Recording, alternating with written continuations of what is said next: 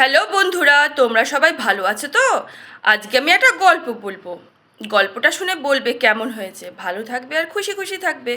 আর আমার চ্যানেলটাকে বেশি করে লাইক আর সাবস্ক্রাইব করবে। বাঘবর এক গরিব ব্রাহ্মণ ছিলেন। তার ঘরে ব্রাহ্মণী ছিলেন আর একটা ছোট্ট মেয়ে ছিল, কিন্তু তাদের খেতে দেবার জন্য কিচ্ছু ছিল না। ব্রাহ্মণ অনেক কষ্টে ভিক্ষে করে যা আনতেন, একবেলায় ভালো করেই না খেয়ে তা সেটা ফুরিয়ে যেত।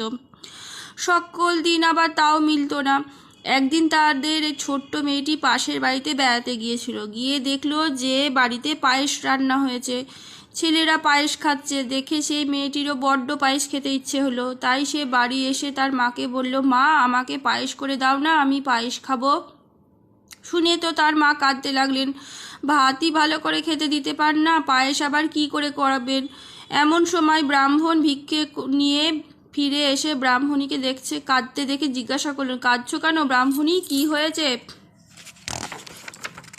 ব্রাহ্মণী বললেন, মেয়ের পায়েস খেতে চেয়েছে, পায়েস কোত্থেকে দেব, তাই আমি কাঁদছি। শুনে ব্রাহ্মণ বলে, আচ্ছা, আমি দেখছি এর একটা কিছু করতে পারি কিনা, তুমি কেঁদো না।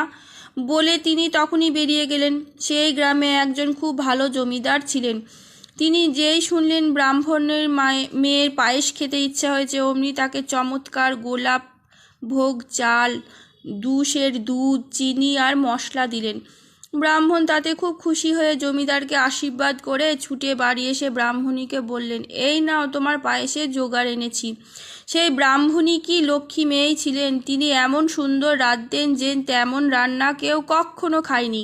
তিনি যখন পায়েস রাঁধতে লাগলেন তখন তার চমৎকার গন্ধে আশেপাশের লোক সব পাগল হয়ে উঠল।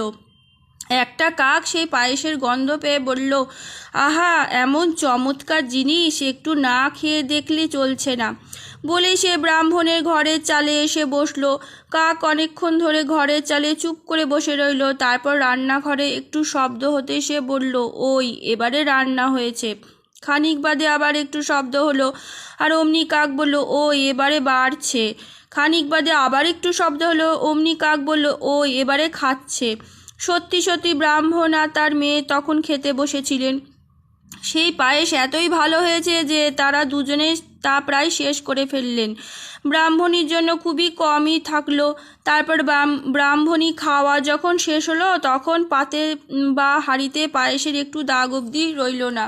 কাক এতক্ষণ বসে থেকেও যখন কিছু খেতে পেল না তখন তার বড্ড রাগ হলো। সে মনে মনে বলল, আমাকে এমন করে ঠকালে, এর প্রতিশোধ নেব। ব্রাহ্মণের বাড়ির কাছে একটা প্রকাণ্ড বন ছিল। সেই বনে মস্ত একটা বাঘ থাকতো। দুষ্টু কাক ফন্দি এঁটে সেই বাঘকে গিয়ে বলল, বাঘমশাই, আমাদের ব্রাহ্মণ ঠাকুরের একটা সুন্দরী মেয়ে আছে। আপনি এমন সুন্দর বর, আপনার সঙ্গে মেয়েটির বিয়ে হলে বড় ভালো হয়। বাঘ বলল, বিয়ে ঠিক করে দেবে কে? আমি কথা কইতে গেলে তো তারা ছুটে পালাবে। কাক বলল, আপনার কিছু করতে হবে না, আমি সব করে দিচ্ছি। আগে আপনি ব্রাহ্মণকে কিছু খাবার পাঠিয়ে দিন। বাঘ বলল, বেশ কথা, আমি গ্রামে গিয়ে কুত্তা মেরে বামুনের বাড়ি রেখে আসব।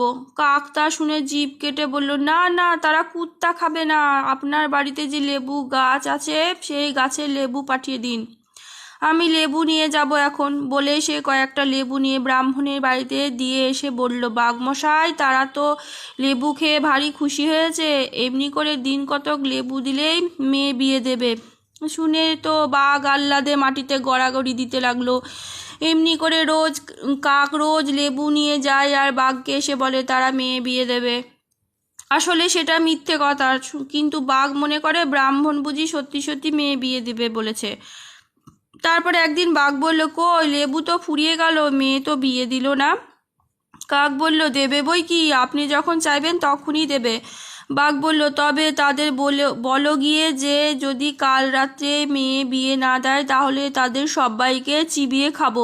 কাক তো তাই চাই। সে ততক্ষণ ব্রাহ্মণের বাড়ির কাছে গিয়ে বলল, ওগো শুনছো, কাল রাত্রে বাঘ আসবে তোমার মেয়েকে বিয়ে করতে, যদি বিয়ে না দাও সকলকে চিবিয়ে খাবে। এই কথা শুনেই তো ব্রাহ্মণ আর ব্রাহ্মণী বুক চাপড়ে চেঁচিয়ে চেঁচিয়ে কাঁদতে লাগলেন। কান্না শুনে গ্রামের লোক ছুটে এসে বলল, কি হয়েছে? ব্রাহ্মণ কাঁদতে কাঁদতে বললেন, কাল বাঘ আসবে আমাদের মেয়েকে বিয়ে করতে, বিয়ে না দিলে সকলকে চিবিয়ে খাবে। শুনে গ্রামের লোক বলল, এই কথা, আচ্ছা দেখা যাবে বেটা কেমন করে বিয়ে করে, আর না দিলে চিবিয়ে খায়। আপনার কোনো ভয় নেই, আমরা সব ঠিক করে দিচ্ছি। বলে তারা বাঘের কাছে খবর পাঠিয়ে দিল, বাঘ মশাই, আপনার মতন এমন ভালো বর কি আর হবে? আপনি পোশাক পরে আসবেন, সবার মাঝে বসবেন, গান বাজনা শুনবেন, নিমন্ত্রণ খাবেন, তারপর বেশ ভালো মতো করে বিয়ে করে চলে যাবেন।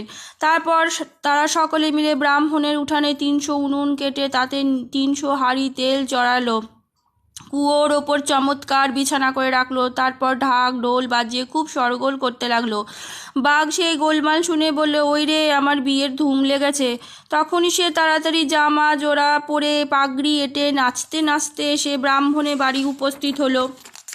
অমনি সকলে, আরে বর এসেছে, বাজাও বাজাও বলে বাঘমশাইকে সেই কুয়োর উপরকার বিছানা দেখিয়ে দিল। বাঘমশাই তো তাতেই লাফিয়ে বসতে গিয়ে ঘেউ করে বিছানা শুদ্ধ কুয়োর মধ্যেই পড়ে গেল। আর তার সঙ্গে সঙ্গে গ্রামের সকলে মিলে সেই 300 হাঁড়ির গরম তেল আর 300 উনানের আগুন কুয়োর মধ্যে ঢেলে দিয়েছে। তারপর দেখতে দেখতে বোকা বাঘ পুড়ে ছাই হলো। ব্রাহ্মণেরও আপদ কেটে গেল।